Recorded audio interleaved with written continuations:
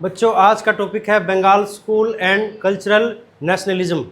इसमें हम पढ़ेंगे कि बंगाल स्कूल क्या था और कल्चरल नेशनलिज्म क्या है। ये देखो, हमारे पास दो देशों के मैप और फ्लैग है। दो देशों के मैप और फ्लैग है। आप मुझे बताओ कि इसमें से आपको कौन सा अच्छा लग रहा है? इंडिया वाला। क्यों ये नहीं अच्छा लग रहा? ये भी तो कलरफुल है, इसमें भी स्टार है ना, स्टार भी है, देखो ये पट्टियाँ भी हैं, कलर भी कितना प्यारा लगाया गया। ये क्यों अच्छा लगा? हमारे इंडिया का। इसमें मुझे आपकी देश प्रेम की भावना दिखती है, इसलिए ये आपको अच्छा लगा।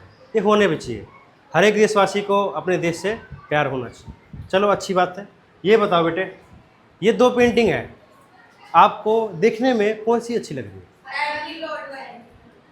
ये वाली, ये सिटीस्केप है। मैंने पिछली वीडियो में आपको लैंडस्केप के बारे में बताया था ना, ये सिटीस्केप है। ये क्यों नहीं लग रही? क्लियर नहीं है, ये क्लियर है इसलिए। अच्छा, एक्चुअली में बच्चे, ये दोनों पेंटिंग बहुत अच्छी है और इवन कंपैरिजन में ये काफ़ी ज़्यादा वैल्यूबल है। ये हमारी अजंता से प्राप्त पेंटिंग है, बोधिसत्व पाणी। 8 अजूबों में आता है वो, ठीक है। इसमें देखो, अजूबों में गिना जाता है ऐसी गुफा, वहाँ से पेंटिंग बनाई गई, बोधिसत्व पाणी। और ये क्लॉनिकल पीरियड के एक बहुत बड़े आर्टिस्ट थे, विक्स के द्वारा ये बनाई गई थी, ठीक है। कंपैरिजन में तो नहीं कह सकते कौन सी अच्छी कौन सी बुरी, लेकिन आपको देखने में ये अच्छी लगी। अभी आपको पता नहीं था ना कि ये किसने बनाई है, ये कैसे बनाई। ये हमारे भारत की है, हमारी संस्कृति को रिप्रेजेंट करती है। ये बार विदेशी कलाकार है। तो मेरे समझाने का मतलब ये था कि अभी आपको डिफरेंस नहीं कर पाए इसमें। वहाँ पे आपको पता है कि मैप हमारे देश का है, वो दूसरे देश का है। वहाँ पे देशभक्ति की भावना आपके अंदर थी, इसलिए आपको वो चीज़ें प्यारी लगी। ऐसा ही यही देशभक्ति की भावना सिर्फ देश की बाउंड्रीज और भूमि से संबंधित नहीं है। ये भावनाएं हमारी संस्कृति और कल्चर, भाषा, इन सभी चीज़ों के लोगों के आपस की प्रेम और एकजुटता को लेके होनी चाहिए, ठीक है। इसी भावना को बोलते हैं क्या? राष्ट्रवाद। क्या बोला जाता है? हाँ, राष्ट्र का निर्माण कौन करता है? नागरिक। और जब उनमें प्रेम, आपसी प्रेम हो, धर्मों में प्रेम हो, सांप्रदायिक सद्भावना हो, उसी को क्या बोलेंगे हम? एकजुटता को क्या बोलेंगे बच्चे? राष्ट्रवाद। चलिए ऐसे एग्जाम्पल देखिए, ये भी अजंता की एक पेंटिंग है और ये उन्हीं आर्टिस्ट की एक पेंटिंग। अब देखते हैं या इस पर लिखा गया बंगाल स्कूल और सांस्कृतिक राष्ट्रवाद। इसमें 3 वर्ड है, एक राष्ट्रवाद, सांस्कृतिक और क्या? बंगाल स्कूल। मैंने राष्ट्रवाद के बारे में आपको बता दिया, ठीक है। सांस्कृतिक का मतलब है हमारी संस्कृति से संबंधित, जिसमें कला, भाषा, कल्चर, वेशभूषा, ये सब चीज़ें जुड़ी होती है। और बंगाल स्कूल ये एक समूह है। क्या है ये? समूह। कुछ कलाकारों का समूह है जिनकी कार्यशैली एक थी और जिनका उद्देश्य क्या था? सांस्कृतिक राष्ट्रवाद को बढ़ावा देना, ठीक है। इससे संबंधित ये सारा सिनेरियो इस टॉपिक पे हमारा कवर करेंगे। आगे देखते हैं। बंगाल स्कूल को समझने से पहले हमें 2 कड़ियों को और समझना बहुत आवश्यक है, जिसमें कंपनी चित्रकला शैली और राजा रवि वर्मा एक इंडिविजुअल आर्टिस्ट थे, ठीक है। इनको समझने के बाद हम बंगाल स्कूल को समझ सकते हैं, इंटरकनेक्ट कर सकते हैं। तो सबसे पहले हम पढ़ेंगे कंपनी शैली के बारे में। अब इसे देखिए बच्चे, ये हमारे भारत देश का मैप है, नक्शा। बात किस समय की है? मुगल कालीन समय की। मुगल काल में एक जहांगीर बहुत बड़ा शासक था। उसके समय में ब्रिटेन से कुछ व्यापारी लोग आते थे इंडिया में। कहाँ पे? यहाँ से इन्होंने एंट्री किया, पटना बंगाल की तरफ से, पटना और बंगाल की तरफ से एंट्री करना शुरू किया एज एन व्यापारी। व्यापार के लिए यहाँ पे आए और जहांगीर के काल में मिले, ठीक है। वहाँ से वे आते रहे। उस कंपनी का नाम था ईस्ट इंडिया कंपनी, ठीक है। व्यापारी के रूप में आए थे और शासक के रूप में उन्होंने अपना स्थापत्य जमा लिया, ठीक है। तो अब देखते हैं, उसी कंपनी की वजह से इस शैली का नाम पड़ा क्या? कंपनी चित्रकला, ठीक है। ईस्ट इंडिया कंपनी, ठीक है। तो देखते हैं, यह मिश्रित कला भारतीय और यूरोपीय कला का क्या है? सम्मिश्रण है, जिसे कंपनी शैली के नाम से जाना जाता है। अब देखते हैं, ईस्ट इंडिया कंपनी का आगमन कब हुआ था? 1600। मैंने आपको जो बताया, किस काल में? जहांगीर के काल में। और इन्होंने राज कब किया? 1757 में राज किया। 1600 में कौन था? जहांगीर था। और 1707 में कौन मरा? औरंगजेब मरा, जब तक औरंगजेब जिंदा था तो उसने क्या किया, अपने साम्राज्य को बनाए रखा। औरंगजेब के पतन के बाद, उसके मरने के बाद मुग़ल काल का अंत हो गया। वहीं से और क्या पतन हुआ, मुग़ल कालीन चित्रकला। आप जानते हैं औरंगजेब कैसा शासक था, एक कट्टर मुस्लिम शासक था, ठीक है। इस वजह से उसके काल में मुग़ल कालीन चित्रकार जो थे वो क्या हो गए, उनको संरक्षण प्राप्त नहीं हुआ, उन्हें अलग जगहों पे क्या करना पड़ा, पलायन करना पड़ा, ठीक है। तो अब क्या होता है, औरंगजेब के बाद 1757 में ईस्ट इंडिया कंपनी इस्टेब्लिश हो गई, उसने अपना साम्राज्य स्थापित कर लिया। अब क्या होगा, ईस्ट इंडिया कंपनी के यहाँ पे स्थापत्य होने से फिर क्या हो गया, स्थापित होने से बेटे ब्रिटेन से लोग वहाँ पे आएंगे। कौन आएंगे, अफसर आएंगे, सामंतवादी आएंगे, सामंत लोग आएंगे। साथ में क्या करेंगे, अपने साथ पेंटिंग लेके आएंगे, यहाँ के कल्चर को भी देखेंगे, यहाँ से प्रभावित होंगे, ठीक है। यही सब चीज़ हुआ। और साथ साथ अब हम देखते हैं अगली बात, जो अफसर आए, जो सामंत आए, उन्होंने क्या करवाया, उन्हीं स्थानीय कलाकारों से जो पलायन कर चुके थे, जो दर दर भटक रहे थे अपने पेट पालने के लिए, उनसे क्या करवाया, पेंटिंग बनवाई, ठीक है। उनको क्या बोलते थे, वो पेंटिंग बनाने का क्या तरीका था, स्थानीय कलाकारों से कथात्मक चित्रण करवाना। कौन सा, कथात्मक, नरेशन, ठीक है। और इन पेंटिंग को क्या बोलते थे, स्क्रॉल पेंटिंग। आपने फिल्मों में, महाभारत में, रामायण में ऐसा आपने देखा हो ना, संदेश देते हैं, राजसी संदेश, है ना, उसी को बोलते स्क्रॉल, क्या बोलते हैं, उसी का स्वरूप पेंटिंग बनाया जाए उस पर तो क्या बोलते हैं, उसको स्क्रॉल पेंटिंग। ये लोग जो स्थानीय कलाकार थे, घर घर घूम घूम के, गलियां गलियां जाके अपनी पेंटिंग्स को बेचते थे, ठीक है, उससे अपनी आजीविका कमाते थे। तो उस पेंटिंग को बोलते थे स्क्रॉल पेंटिंग या फिर पटुआ चित्र। क्या बोलते थे, पटुआ चित्र, ठीक है बच्चा। और ऐसे कलाकारों को जो घर घर घूमता है, गलियां गलियां घूम के पेंटिंग बेचता है, उसको बोलते थे फिरका। क्या बोलते थे, फिरका चित्रकार, फिरने वाला, घूमने फिरने वाला, क्या वो कहलाया, फिरका चित्रकार, ठीक है। और ये स्थानीय कलाकार कहाँ पे बसे थे, मुर्शिदाबाद, पटना, लखनऊ एवं दिल्ली। अब जब ये अफसर भारत आए या सामंत आए, इन्होंने इनकी पेंटिंग्स को खरीदना शुरू किया, ब्रिटेन लेके गए, ठीक है। तो साथ साथ में इन्होंने क्या किया, ऐसे कलाकारों को संरक्षण प्रदान किया, ठीक है। और जब संरक्षण प्रदान हुआ तो ये लोग क्या करेंगे, जैसा भी इनका मालिक कहेगा वैसा ही वो पेंटिंग बनाएंगे। तो उनको प्रसन्न करने के लिए, खुश करने के लिए इन्होंने दैनिक जीवन का पारंपरिक चित्रण किया, जिसे क्या कहते हैं, जैनर पेंटिंग। क्या बोलता है, जैनर पेंटिंग, उस शब्द को बोलते हैं जैनर पेंटिंग, ठीक है बच्चा। आगे ध्यान देते हैं और साथ साथ में कंपैरिजन करते हैं। बाहर से जो कलाकार आए वो कैसा काम करते थे, अकेडमी शैली में काम करते थे, बिल्कुल हूबहू रियलिस्टिक बनाने की उन्होंने वो सीखा था कॉलेजेस से, वो बनाते थे। यहाँ पे आए तो यहाँ के कलाकार उनसे भी प्रभावित हुए और अपनी कला के साथ में उनकी कला को मिक्स किया, ठीक है। उतना लेवल पे तो नहीं पहुँचा पाए, लेकिन अपना थोड़ा सा डेवलप किया। इसी मिश्रित कला को क्या बोलते हैं हम, कंपनी पेंटिंग। कुछ पेंटिंग्स देखेंगे, ये देखो, डेली लाइफ के टॉपिक है, विषय वस्तु का चयन किया गया। देखिए, बैलगाड़ी, और ये देखो पालकी, है ना। ये पेंटिंग जो है आपके सिलेबस में आती है, इसका नाम है वैश्याओं का समूह, ठीक है। ये देखो, ये घुड़सवार है ना, इसका जो सामंत होगा, जो अफसर होगा, उसके लिए घोड़े तैयार किए उसने, घुड़सवारी करने के लिए जाए। ऐसे ही ये कोई राजा है या फिर कोई जमींदार है, उसके साथ में ये समूह है, ठीक है। आगे पेंटिंग देखते हैं। इस तरह से पेंटिंग बनती थी, दैनिक जीवन के विषयों पे आधारित पेंटिंग बनाई जाती थी। अब देखते हैं अगला पॉइंट, जो अकेला इंडिविजुअल आर्टिस्ट, इसका नाम है, इनका नाम है राजा रवि वर्मा। अभी तक हमने कलाकार के ग्रुप को देखा, ठीक है, जो कैसा काम कर रहा है, स्ट्रगलिंग का काम कर रहा है, बाहर के विदेशी कलाकारों से प्रभावित होकर थोड़ा थोड़ा डेवलप कर रहा है, लेकिन उतनी क्वालिटी नहीं ले पाए। अब इस समय में क्या हुआ बच्चा, जो हमारे भारत के कुछ कलाकार थे या फिर सामंतों के, ब्रिटेन के ब्रिटिश साम्राज्य के बड़ाई गाने वाले जो लोग थे वो क्या कहते थे कि बाहर की परंपरा ही अच्छी है ना, उनकी वेशभूषा, उनका खान पान, उनसे भी प्रभावित होते ना लोग, होते ना, उससे भी प्रभावित होते हैं।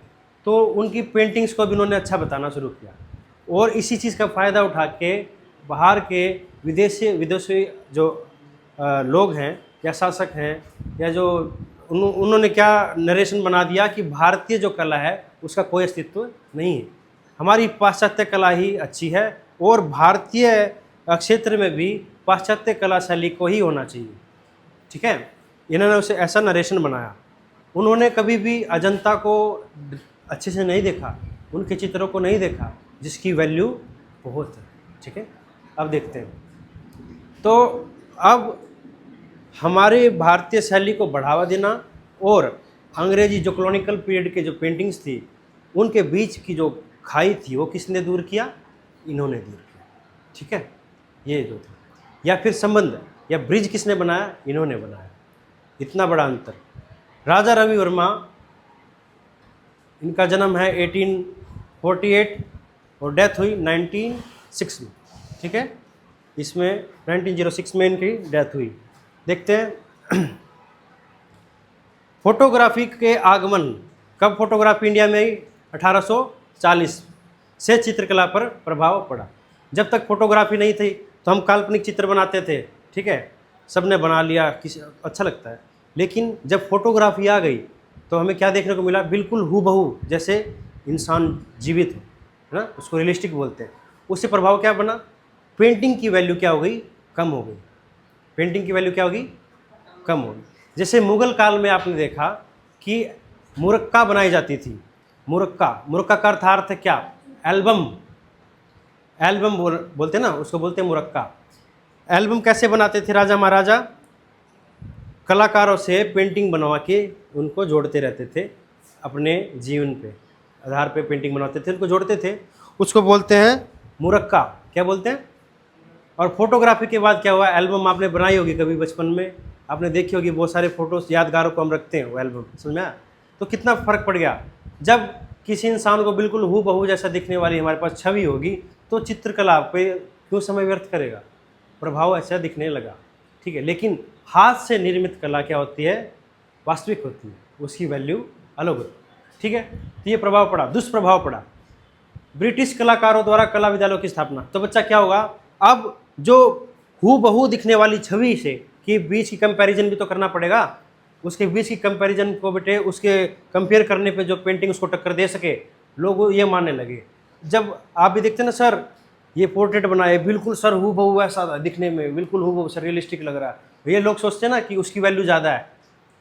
जो आर्टिस्ट बिल्कुल सेम बना दे, रियलिस्टिक बना दे, उसकी वैल्यू ज़्यादा है, ऐसा नहीं है। सब बराबर होते हैं। इवन जो क्रिएशन करे नया, जो कुछ नया क्रिएट करे, जिसके पीछे कंसेप्ट हो, जिसकी आर्ट के पीछे कंसेप्ट हो, वो वैल्यूएबल होती है। ठीक है, हूबहू बनाना जस्ट एक स्किल है। आप सीखोगे, कोई सीखेगा, कुछ सालों बाद वो हूबहू बना सकता है। लेकिन कुछ डेवलप करना, कुछ नया बनाना, है ना, वो एक अलग चीज़ है। आप देखते हैं ब्रिटिश कलाकारों द्वारा कला विद्यालयों की स्थापना। तो वो नरेशन लोगों के माइंड में फिट हो गया कि जो रियलिस्टिक है वही बेस्ट है। और रियलिस्टिक कौन कर रहा है? विदेशी कलाकार। इसलिए हमारी आर्ट तो कुछ है ही नहीं, और कौन अच्छा है? पाश्चात्य कला शैली। ये नरेशन बना दिया लोगों ने, उसी पे चल पड़े। ठीक है, अब देखते हैं ब्रिटिश कलाकारों द्वारा विद्यालयों की स्थापना। अब जो बाहर के कलाकार थे उन्होंने क्या किया? उन्होंने बोला कि भाई भारत में भी कला विद्यालय होने चाहिए, बच्चों को सीखना चाहिए, लोगों को हमारी पाश्चात्य संस्कृति के बारे में पता लगे। अरे हमारे देश में आए हो और क्या कर रहे हो आप? संस्कृति को किसको बढ़ावा दे रहे हो? बाहर की संस्कृति को। वो बेस्ट है जी, वो देखो ऐसी पेंटिंग बनती है रियलिस्टिक, बिल्कुल मॉडल। मैंने आपको बताया ना अकादमी शैली, उस मॉडल बिठाते थे, उसकी लाइव स्टडी करवाते थे। और जहाँ अजंता है, जहाँ आदर्शवादिता पे हमने ध्यान दिया, रेखाओं पे ध्यान दिया, उसको नेगलेक्ट कर दिया गया। ठीक है, अब देखते बेटा अकादमी शैली एवं तैल चित्रण। अकेडमी शैली मैंने अभी बताया आपको। और मीडियम क्या यूज कर रहे हैं? तेल चित्रण, ऑयल पेंटिंग ऑन कैनवस। ये पाश्चात्य शैली को ही भारत में थोपा गया। ठीक है, समझ रहे हैं? अब देखते हैं राजा रवि वर्मा द्वारा यूरोपीय शैली में भारतीय विषयों का चित्रण। अभी तक अंग्रेज या विदेशी कलाकार तैल चित्रण कर रहे थे या फिर यथार्थवादी शैली में काम कर रहे थे। ठीक है, कोई भारतीय कलाकार इस तरह की पेंटिंग नहीं बना रहा था। एकमात्र पहले प्रथम भारतीय कलाकार हैं राजा रवि वर्मा, जिन्होंने तैल चित्रण का शुरुआत किया भारत में, ठीक है। और उनकी कला की शैली कैसी थी?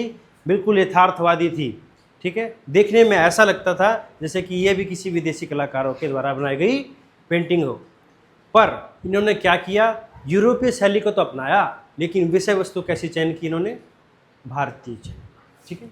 जिससे कॉन्फ्लिक्ट हो गया और ये एक विख्यात हुए कि ऐसे कलाकार हैं जो पश्चिमी भारत यूरोपीय शैली में काम कर रहे हैं और हमारे भारतीय विषय वस्तुओं को, ग्रंथों को या कथाओं को भी बढ़ावा दे रहे हैं, ठीक है। इसलिए दोनों तरफ से, बाहर से भी, विदेशों की तरफ से भी और भारतीयों की तरफ से भी, दोनों की तरफ से ये क्या हो गए? विख्यात हो गए। अब देखते हैं, ओलियोग्राफी प्रेस एवं जनसाधारण के लिए कैलेंडर शैली के धार्मिक चित्र बनाए। अब जहाँ उस जमाने में मंदिरों में कुछ समूह का जाना वर्जित था, ठीक है, सभी को अपने भगवान के दर्शन करना भी वर्जित था, जिनकी हम बात करते हैं शूद्र, ठीक है, उन्हें जाना भी वर्जित था। उस समय में राजा रवि वर्मा ने कैलेंडर पद्धति का आविष्कार किया। कैसे? मंदिरों में सभी नहीं जा सकते और पेंटिंग, इतनी वैल्यूबल पेंटिंग, चित्रकला को भी कोई अफोर्ड नहीं कर सकता, तो क्या करें? आम जनता कैसे कला को जाने, उसे कैसे समझे? तो इन्होंने क्या डेवलप किया? ओलियोग्राफी। भारत में ओलियोग्राफी की शुरुआत थी। ओलियोग्राफी और लिथोग्राफी की प्रेस खुलवाई। प्रेस समझते क्या होता है? जहाँ पे प्रिंटिंग प्रेस समझते ना, वो प्रेस खुलवाई। वहाँ से इन्होंने बनाना शुरू किया ओलियोग्राफी।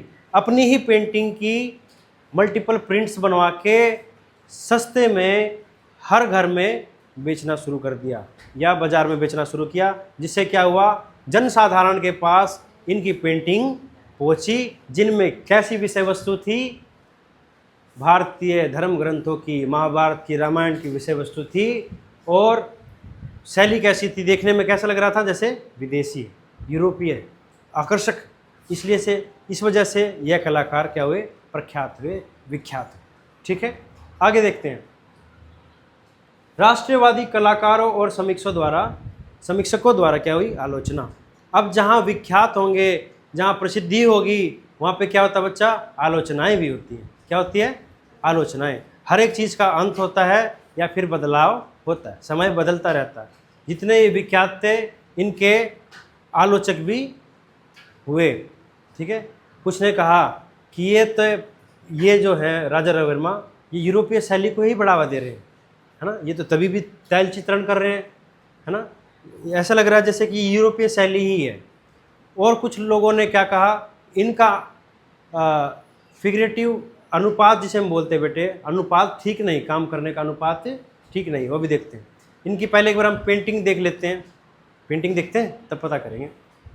देखिए, ये है सीता, कहाँ पे? लंका में, ठीक है। उसका वन का नाम था ना कोई, अशोक वाटिका। अशोक वाटिका में सीता, जिसमें बेटे इन्होंने मॉडल पद्धति को चुना। कैसी पद्धति? हाँ, मॉडल को देख के बनाया, अरेंज किया, जैसे भी करते थे लोग यूरोपीय शैली में। इन मॉडल को रखा, इन्हें रखा, उनको अरेंज किया, कंपोज किया और फिर ऑयल पेंटिंग का रूप दे के एक अच्छी कंपोजिशन बनाई, ठीक है। विषय वस्तु क्या है? अशोक वाटिका में सीता, जिससे आम जनता, भारतीय जो नागरिक हैं, इससे, इनकी पेंटिंग से, कला से क्या हुए? कनेक्ट हो पाए। इधर देखिए, ये सीन है सीता हरण का। पेंटिंग का नाम है जटायु वध। क्या नाम है?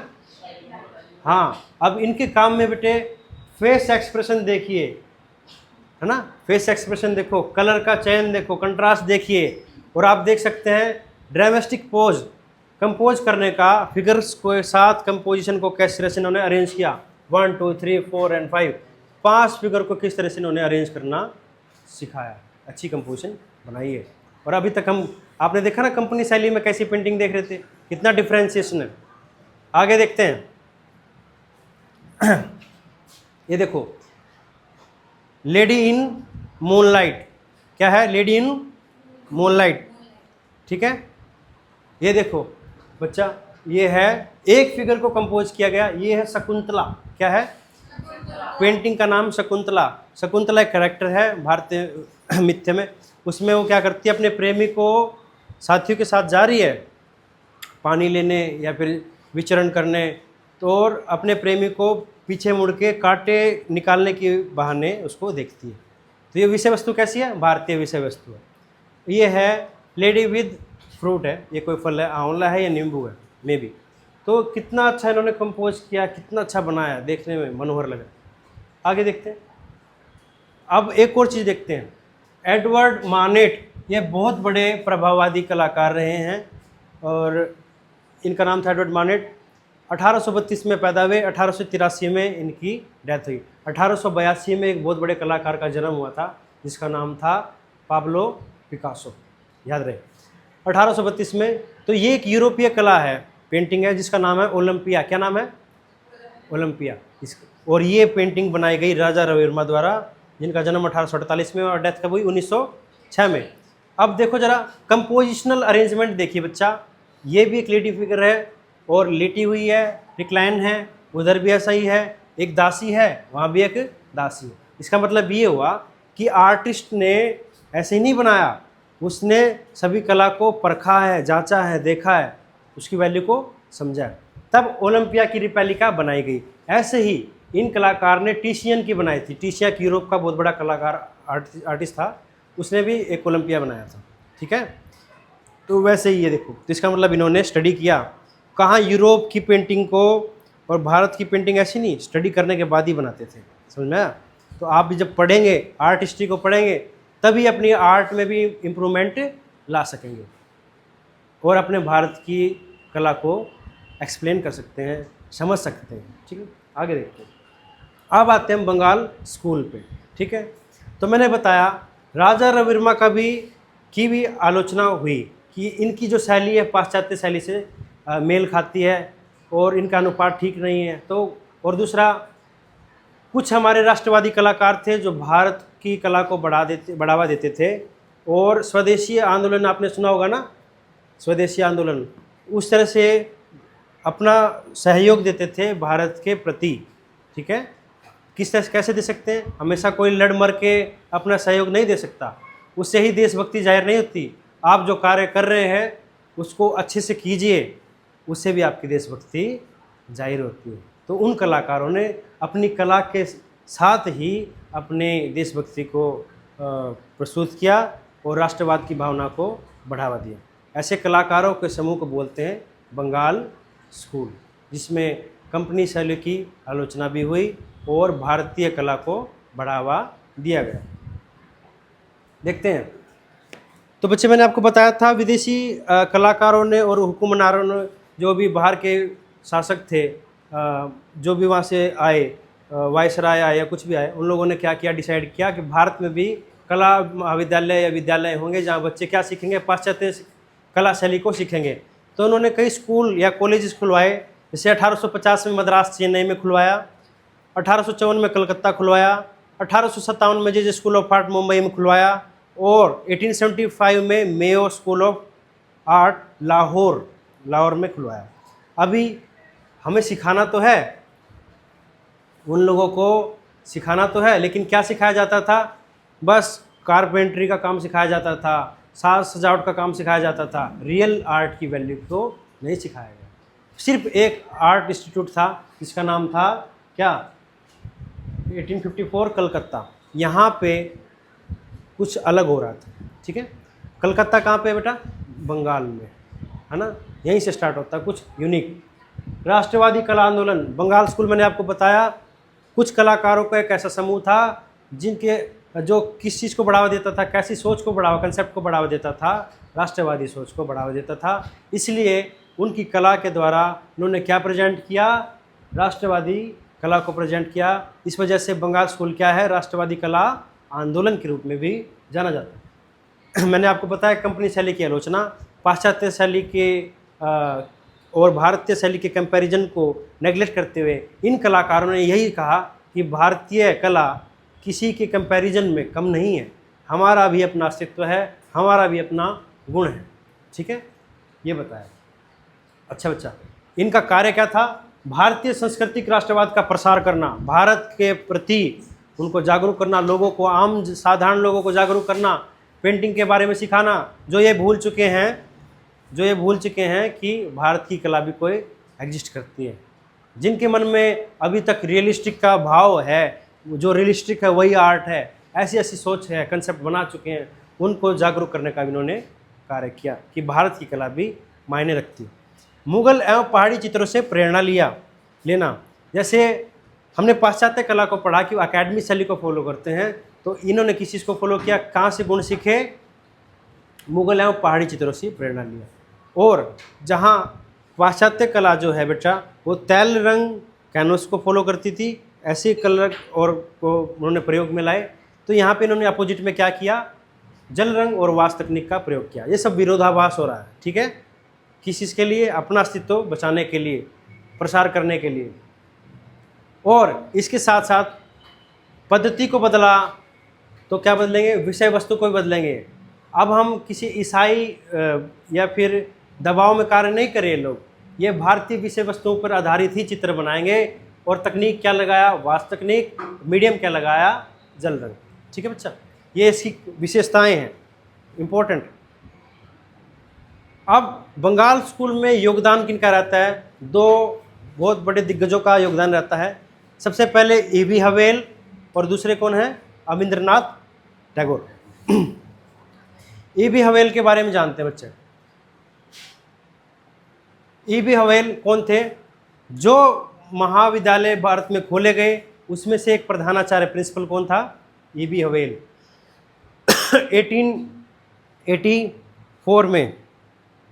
1884 में मद्रास में प्राचार्य पद पर रहे, ठीक है, प्रिंसिपल रहे। और एकमात्र ऐसे विदेशी कलाकार थे जो भारतीय कला के प्रति क्या थे, उनको बढ़ावा देते थे, कला को बढ़ावा देते थे। इन्होंने कहा कि भारत की कला का भी अस्तित्व है और भारतीय कलाकारों को या विद्यार्थियों को भारतीय कला के बारे में जानने का अधिकार है। उन्होंने अजंता, एलोरा ऐसी ऐसी कला को ऑब्जर्व किया बच्चा, उनका अवलोकन किया। और क्या किया बच्चा, अवलोकन करने के बाद बारीकियों को जाना, अच्छे से बारीकियों को जाना, ठीक है। और इस निष्कर्ष पे पहुँचे कि भारतीय कला भी, उसका भी एक स्थान है, ठीक है, इस तरह से।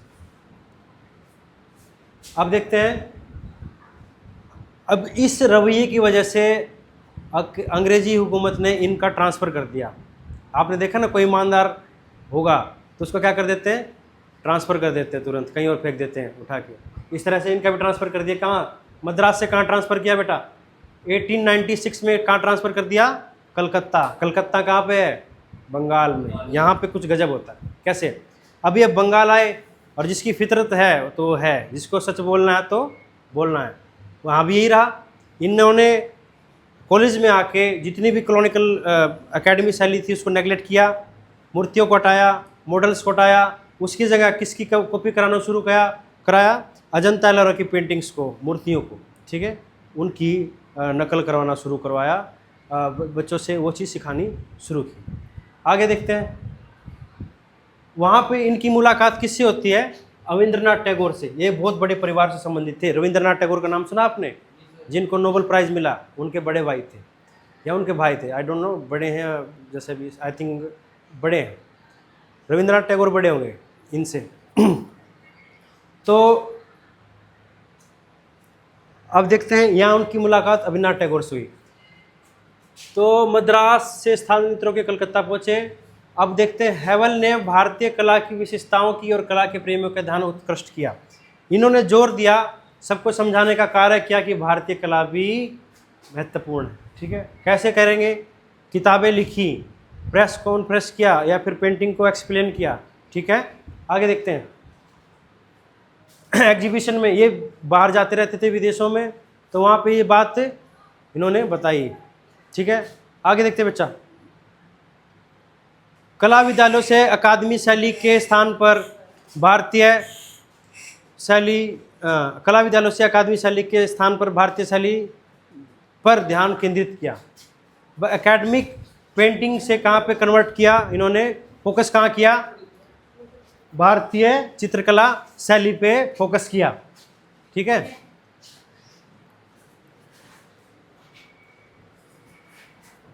आगे देखिए बच्चा, भारतीय कला शैली की विशेषताओं पर आधारित कई पुस्तकें लिखी, जिसमें से बहुत सारी पुस्तकें हैं। द डांस ऑफ शिवा, ये A.K. स्वामी की है, और भी बहुत सारी बुक्स इन्होंने लिखी थी। इस तरह से बुक लिखी और भारतीय चित्रकला के बारे में बताया।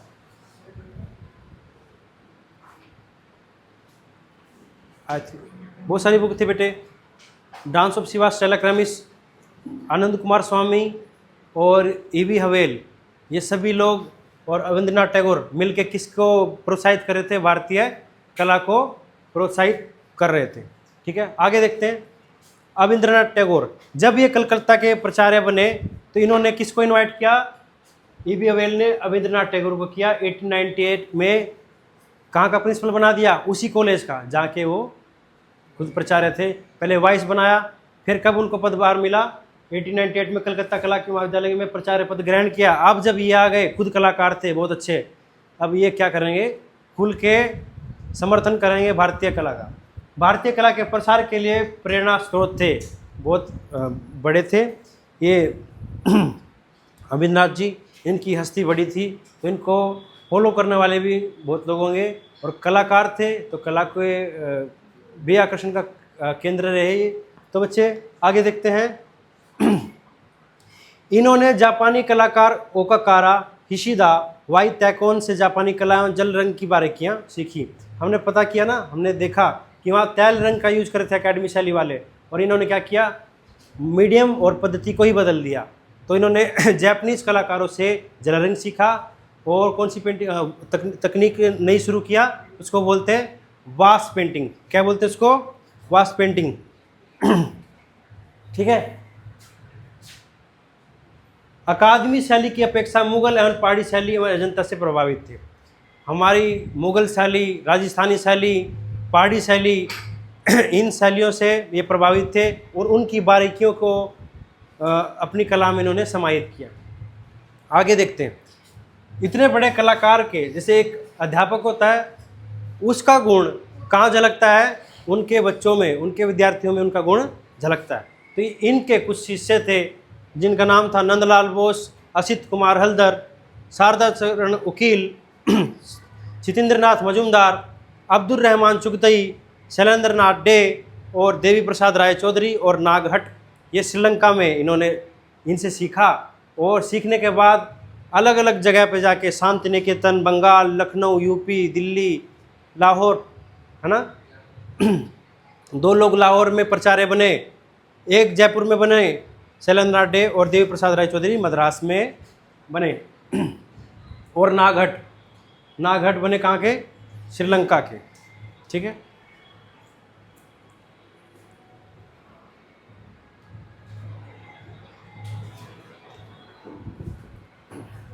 अब देखो बच्चे, मैप से आपको समझ में आएगा, जहाँ बंगाल और बंगाल स्कूल का क्षेत्र कहाँ था, किन की वजह से? रविंद्रनाथ टैगोर जी की वजह से। लेकिन उनकी कला कहाँ तक फैली? जो सीखा वही सिखाएगा बच्चा, जो विद्यार्थी वही सिखाएगा ना, जो उसके गुरु ने सिखाया। तो वास्ट टेक्निक और भारतीय कला को प्रोत्साहित करने की, देशभक्ति की जो भावना उनके अंदर डाली गई, उन्होंने अलग अलग जगह जाके अपने बच्चों में, अपने शिष्यों में वही चीज़ क्या किया? प्रसार किया। ठीक है। आप कुछ सीखते हो, उसी संस्कृति को आगे प्रदान करते हो, तो नया जो पीढ़ी होगी, नए बच्चे होंगे, वो उसको आगे ले जाएंगे। इस तरह से बंगाल स्कूल की जो शैली थी, उसका जो कंसेप्ट था, आगे बढ़ता गया, और उस वजह से भारतीय राष्ट्रवाद के योगदान में कलाकारों ने अपनी भूमिका निभाई। ठीक है। देखो, मैंने बताया नंदलाल बोस कहाँ रह गए? कहाँ के प्रचार बने? शांति निकेतन के बने। ठीक है। लखनऊ कला महाविद्यालय के कौन बना? असित कुमार हल्दर। शारदा चरण वकील कहाँ के बने? दिल्ली के। और सत्येंद्रनाथ मजूमदार और अब्दुल रहमान चुगतई कहाँ के बने? लाहौर के। इसमें जब पार्टीशन हुआ तो अब्दुल रहमान चुगतई पाकिस्तान में ही रह गए। शैलेंद्र नाथ डे जयपुर में इन्होंने कला शिक्षण का कार्य किया। देवी प्रसाद राय चौधरी ये एक मूर्तिकार थे, बाकी सब क्या हैं? चित्रकार। ये क्या हैं? मूर्तिकार। मद्रास में इन्होंने शिक्षण कार्य किया, और इसके अलावा नागहट श्रीलंका में इन्होंने शिक्षण कार्य किया। ठीक है। आगे देखते हैं। बंगाल स्कूल चित्रकला शैली के कुछ चित्र देखते हैं और कुछ कलाकारों से मिलते हैं। सबसे पहले रविंद्रनाथ टैगोर जो गुरुजी हैं सबसे बड़े, जन्म इनका 1871 में हुआ, डेथ हुई 1921 में। ठीक है, इसको करेक्ट कर लेंगे एक बार बेटे। आगे देखें, इनकी पेंटिंग है भारत माता। ये है भारत माता, जो किसको डिपिक्ट कर रही है? नेशनलिज्म को। हम कहते हैं ना भारत माता की जय, तो वो स्वरूप किसने दिखाया? इन्होंने दिखाया। ठीक है, माता कैसी होगी? एक हाथ में ये अनाज होगा, एक हाथ में विद्या होगी, है ना, एक हाथ में धर्म होगा। इस तरह से इन्होंने समझाया कि भारत माता कैसी होनी चाहिए। ये है भारत माता का स्वरूप। ये है शाहजहां की मृत्यु, द पासिंग ऑफ शाहजहां, जिसमें शाहजहां अपने अंतिम समय में है और किसको निहार रहा है? ताजमहल को। शैली कैसी दिख रही है? मुगल शैली से प्रभावित है पेंटिंग हमें देखने को मिल रही है। ये है, पेंटिंग का नाम है यात्रा का अंत, द जर्नीज एंड इस पेंटिंग का नाम है। और इसमें एक वृद्ध ऊंट को दिखाया गया है जो अपने अंतिम पड़ाव पे है। इसमें कलाकार ने दिखाया है किस तरह से जिम्मेदारियों को बोझ उठाते उठाते एक दिन इस दुनिया से विदा लेनी होती है। इसमें साय का सीन दिखाया गया, इवनिंग का सीन है, जिसमें लालिमा हमें देखने को मिल रही है और ऊँट क्या कर रहा है? अपने अंतिम समय की ओर बढ़ रहा है। ठीक है, बहुत ही गहरी चीज़ें हैं। तकनीक क्या है? वास्तु टेक्निक है। माध्यम क्या है? जल रंग है। और शैली बंगाल शैली से संबंधित। कलाकार हैं रविंद्रनाथ टैगोर, पेंटिंग का नाम जर्नीज एंड। शाबाश।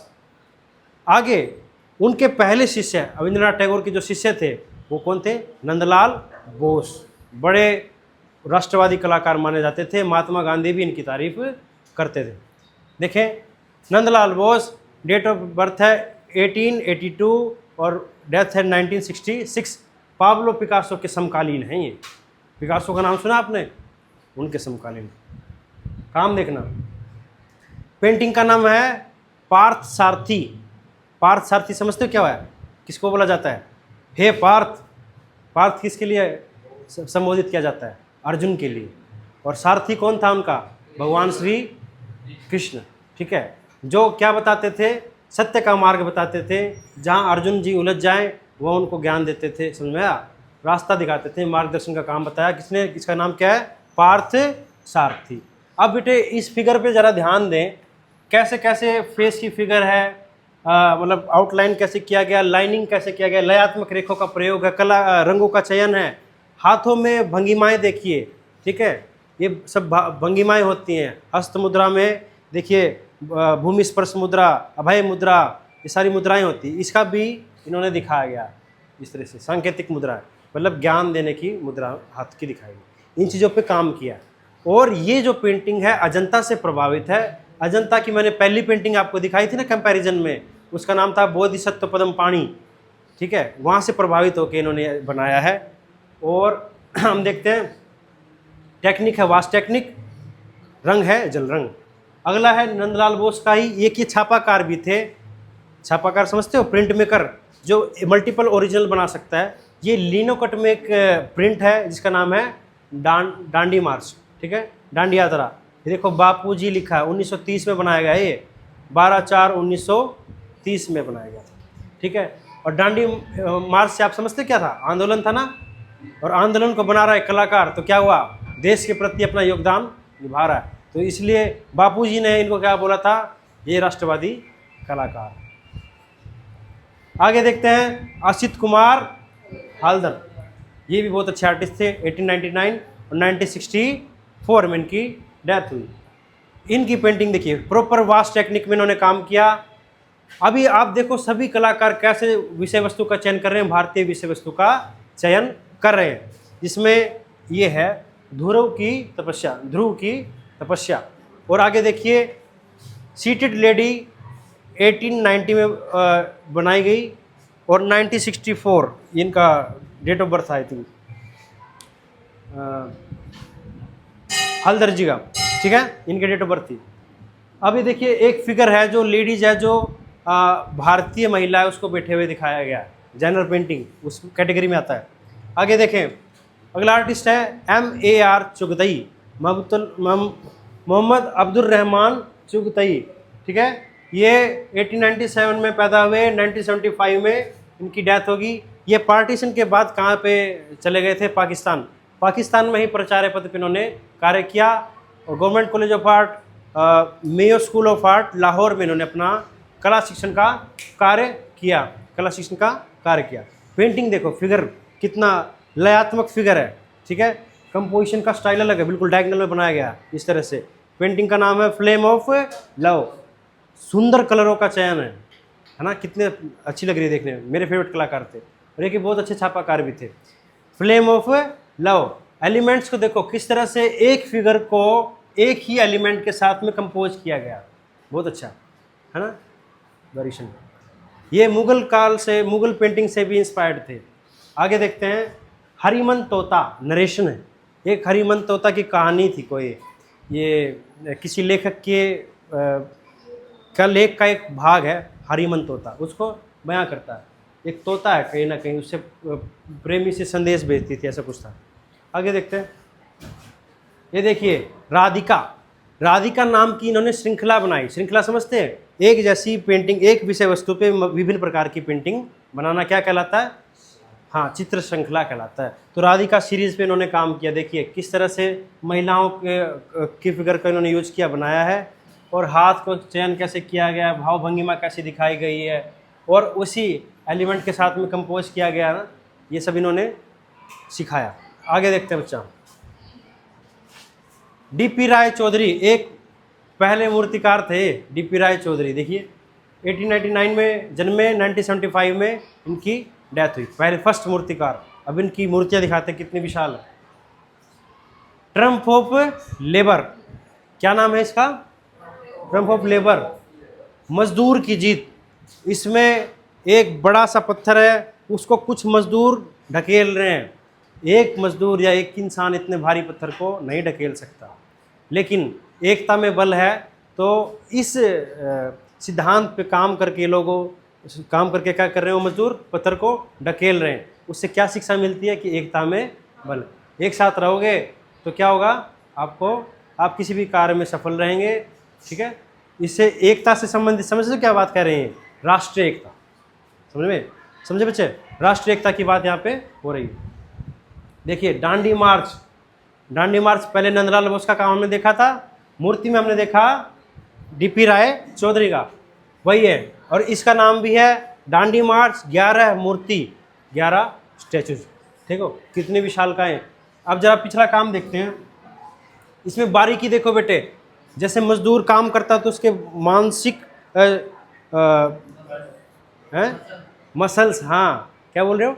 मसल्स, जो शरीर की संरचना है ना, किस तरह से आपको देखेंगे, मसल्स दिखेंगे काम करने में, वो एक्शन में भी इन्होंने बनाने की कोशिश किया। ऐसा काम आपको माइकलएंजेलो के स्कल्पचर में देखने को मिलता है ना, और यही कोशिश हमने डीपी राय चौधरी जी के स्कल्पचर पे भी देखने को मिली, ठीक है। बहुत प्यारा काम है। इस टाइम पे ये नेशनल म्यूजियम में रखा गया है, नगमा में, आई थिंक वहाँ पे दिल्ली में ये संग्रहित है, सॉरी।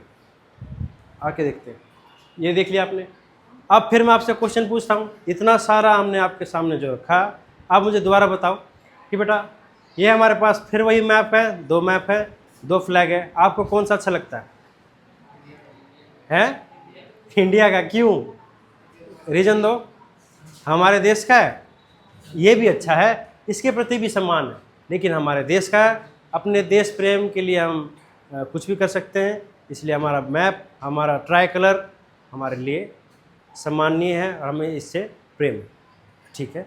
एक चीज़ और पूछता हूँ, अब ये बताओ, ये पेंटिंग है, देख लो ध्यान से। अभी आपने सारी पेंटिंग से ऑब्जर्व किया ना, अब मुझे बताना, एक ये पेंटिंग ध्यान से देखो, एक ये पेंटिंग देखो, ठीक है।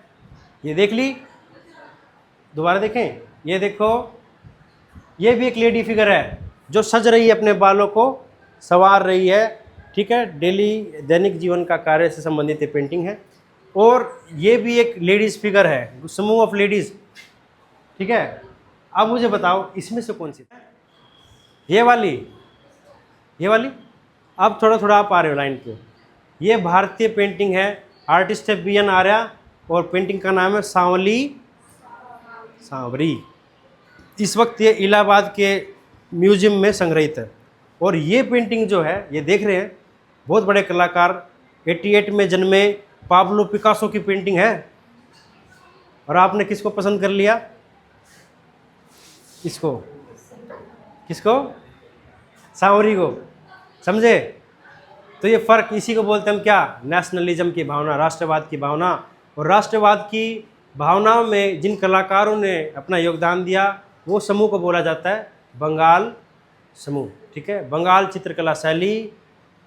आगे आपको समझ में बच्चा? और हमारे टॉपिक का क्या नाम था? बंगाल चित्रकला और राष्ट्रीय